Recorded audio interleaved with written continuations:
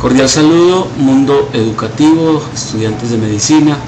Continuamos con la semiología respiratoria, en este caso el examen físico. Te produce un dolor torácico también. Este es el paciente propio, un paciente con un síndrome de vena cava superior. Básicamente este paciente consultó porque tenía ingurgitación yugular, hemoptisis y tenía circulación colateral descendente. Fíjese aquí, circulación colateral. Este mismo paciente, ingurgitación yugular, una gran dilatación de venas cefálicas, algo de circulación colateral. Estas son las imágenes típicas del herpes zóster, nunca lo olviden. Paciente con dolor torácico, no se ve nada inicial y después aparece este brote. Produce una neuralgia post-herpética que puede ser en pacientes añosos muy grave, muy severa. Hay que investigar la glándula mamaria también, hay que examinar en las mujeres porque puede haber ginecomastia, o sea, aumento de la mama, o en los hombres. Puede ser fisiológica en niños, adolescentes y ancianos, o puede ser anormal, patológica por déficit de producción de testosterona, aumento de estrógenos en la sangre, por medicamentos. Los medicamentos que más comúnmente producen ginecomastia es la espironolactona, la alfa-metildopa, los estrógenos, la cimetidina. Muy bien, y empezamos una inspección de tórax. El tórax debe ser, el tórax normal es simétrico, el hemitórax derecho aproximadamente igual al izquierdo. El diámetro del tórax no es como un cilindro, ya que su diámetro anteroposterior es menor que el transverso. Y los movimientos respiratorios con el paciente en reposo de proceder a observar las características de la respiración. Recordemos, la frecuencia respiratoria normal debe estar entre 12 y 20 por minuto. Por encima de eso lo llamamos taquipnea, por debajo de 12 lo llamamos bradipnea. En inspección evaluamos entonces el tipo de respiración. En mujeres frecuentemente es torácica, en hombres es abdominocostal o tóraco-abdominal, y la frecuencia respiratoria, como dice aquí, es de 12 a 20. La respiración normalmente es regular, tranquila, con expansión simétrica de los hemitórax, y la expiración dura menos tiempo que la expiración, una relación de 2 a 3. Recuerde que en el paciente con EPOC esta relación se aumenta de 2 a 5, expiración corta, expiración muy prolongada, hay atrapamiento de aire y hay afectación de la vía aérea periférica. Puede haber hallazgos anormales a la inspección, asimetría del tórax, que puede ser prominencia de uno de los hemitórax. Se presenta cuando hay grandes derrames pleurales y grandes tumores. Yo nunca lo he visto, pero hay que buscarlo. Hay reducción de uno de los hemitórax, por ejemplo, cuando hay tuberculosis, porque hay retracción del tórax, o hay atelectasias o fibrosis pulmonares masivas, también producen retracción. Cuando hay asimetría de la columna se debe descartar cifoescoliosis, también da asimetría del tórax. Las alteraciones globales no localizadas, entonces, por ejemplo, el tórax en tonel, que lo dan los viejitos o los pacientes añosos, que tienen un tórax con aumento del diámetro anteroposterior, y los pacientes con EPOC o con enfisema tienen frecuentemente un tórax en tonel. Gran aumento del diámetro anteroposterior. Si usted mira, este diámetro es bien aumentado. El tórax en quilla, otra de las formas del tórax, con pectus carinatum, un pectus parecido al de los pájaros, se da como una consecuencia del raquitismo. Hay aplanamiento transversal acompañado de esternón sobresaliente. Tórax en embudo, el pectus excavatum, una depresión del tercio inferior del esternón. Esto no produce, a menos que sea muy severo, no produce en general problema. Tórax hiposcoliótico, se trata de un encorvamiento de la columna en plano anterior y lateral. Produce hipertensión pulmonar cuando es muy severo, y cor pulmonar toracogénico por hipoventilación alveolar primaria. Este es el tórax en quilla. Este es el tórax en embudo o pectus excavatum severo. Esto es hiposcoliosis, fíjese, y mira la gran desviación de la columna. Alteraciones de la columna vertebral, cifosis, encorvamiento del plano anteroposterior a nivel dorsal, o lordosis, un encorvamiento en el plano posterior a nivel lumbar principalmente. Escoliosis es desviación lateral de cualquier parte de la columna.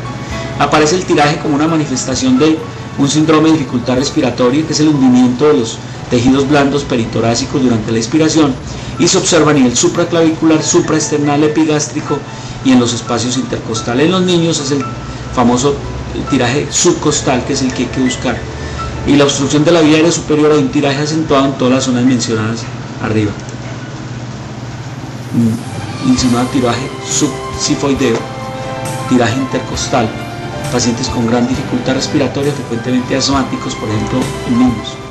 La enfermedad pulmonar intersticial difusa puede producir tiraje moderado dependiendo del grado de compromiso de la ventilación pulmonar y muy frecuentemente el espacio intercostal. La obstrucción de un bronquio principal produce un tiraje completo de un hemitórax.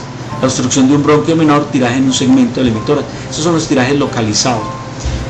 Alteraciones de los movimientos respiratorios. Bradipnea ocurre con depresión del centro respiratorio durante el sueño.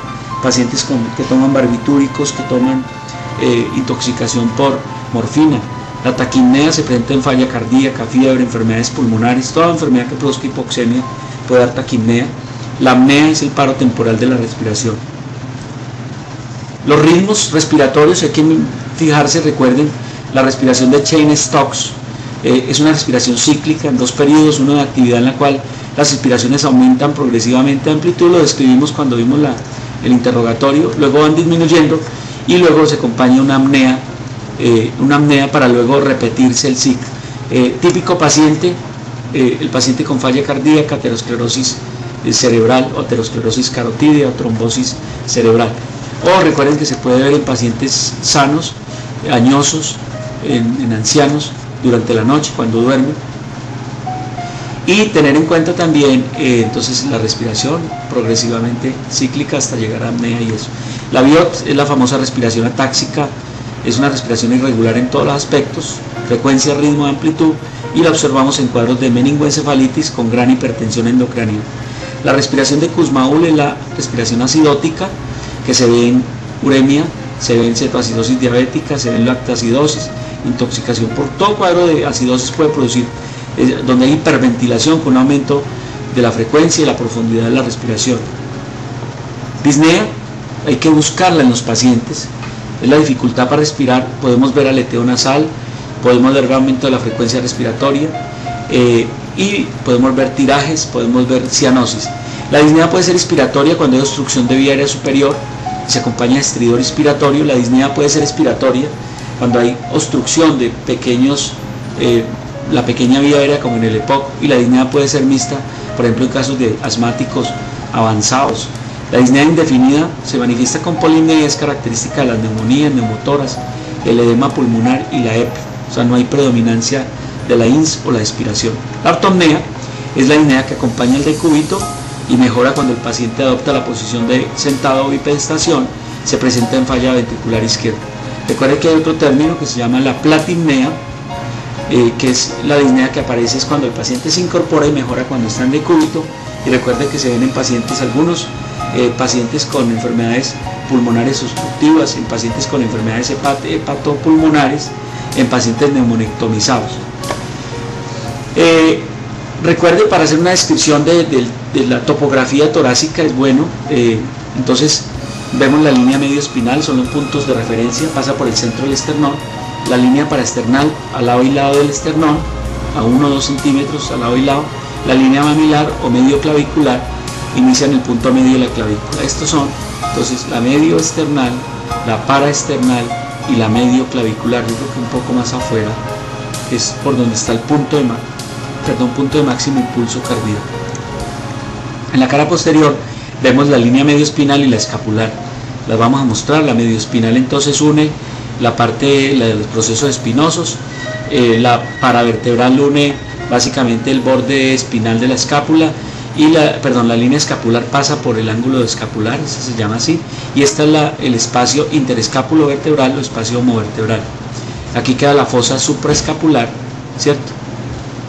Y aquí estarían las bases pulmonares.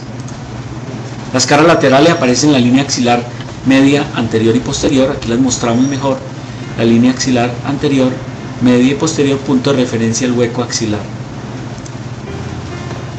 A la palpación, recuerde, cuando hacemos palpación palpamos en orden y puede ser simétrico comparativamente con la misma mano, con las dos manos, y básicamente palpamos para descubrir puntos de dolor, puntos de exquisita sensibilidad, mirar si de pronto hay enfisema, para mirar si hay temperatura, para mirar si hay nódulos, masas, fracturas, o mirar la expansibilidad pulmonar o las vibraciones vocales. Muy bien, entonces los hallazgos en la piel, podemos encontrar edema en un paciente,